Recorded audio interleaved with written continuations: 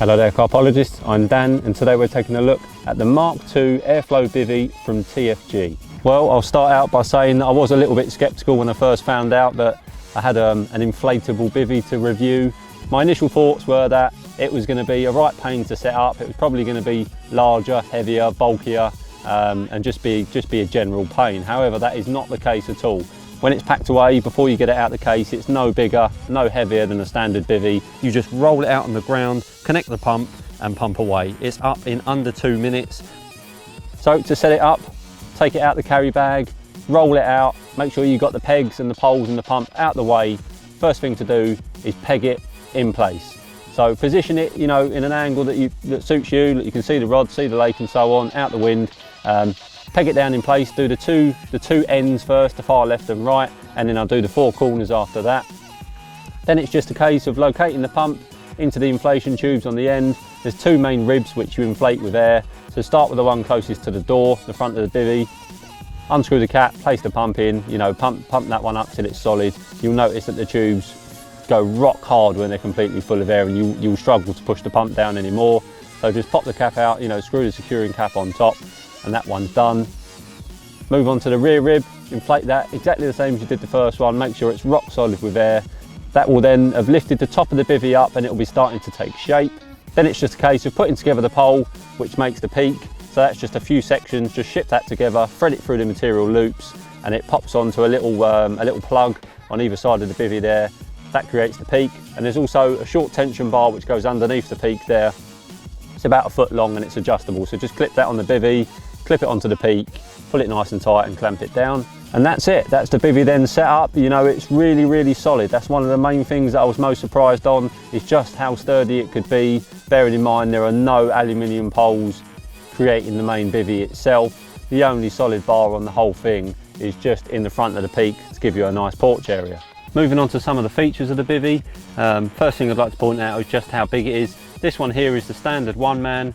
As you'd have already noticed, it's got a sewn in ground sheet, keeps everything really, really dry, bug free, dirt free inside, so that's ideal. It's really, really spacious inside. My bed chair is not even touching the back of the bivvy yet, and I'm sat on the floor with my back against my bed chair, and I've got, I'm just under 6 foot tall, I've got really long legs. I'm sat with my back against the bed chair and my legs are barely touching the door. So there's acres of space in here. You could have your bed chair positioned right at the front of the bivvy with all your kit at the back. So you're sat forward, you can see a lot more water, or if it's a little bit windy, a little bit cold, or there's some rain, you can push your bed chair to the back and have some of your kit at the front. You could I could easily get another bed chair at the front of this and use it as a 2-man bivvy. They do also do a 2-man version, which we'll take a look at in a minute, and that's ideal for those longer trips away.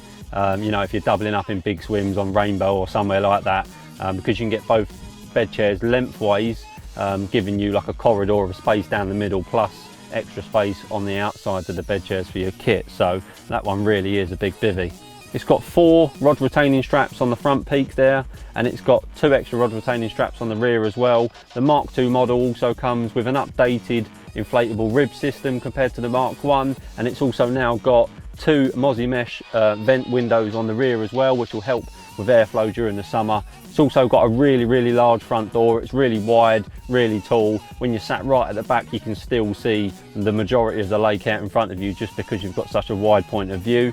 It's also got a couple of large mosquito mesh windows on the front as well. At the moment they've got the panel down over them, but that lifts up and reveals the Mozzie mesh behind.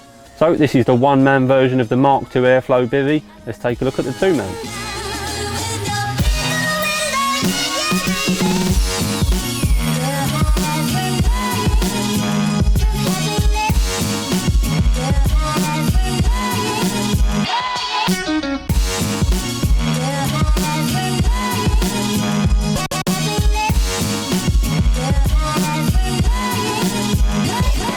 Well, this is the 2-man version. As you can see, it's an absolutely humongous bit of kit. It would swallow 3 bed chairs easily in there. The idea being that you put one on either side and it gives you a massive channel down the middle to keep all your kit and give you a nice easy walkway for access in and out the bivvy. Up, it's just as easy as the 1-man. The only difference being on the 2-man, there's 3 tubes that you inflate with air rather than 2. Like I said, these are the Mark II Airflo Bivvies, and the updated features are the added Mozzie vents on the rear and the updated version of the inflatable poles in the middle. So if space and comfort is your thing, I'd highly recommend taking a look at the Mark II Airflo Bivvies from TFGear. The one-man version is available for $299, the two-man is $359.99, and there's an overwrap available for each. The one-man is $99.99 and the two-man overwrap is $119.99. For more information, please do visit the TFGear website. Thanks for watching, and I'll see you again soon.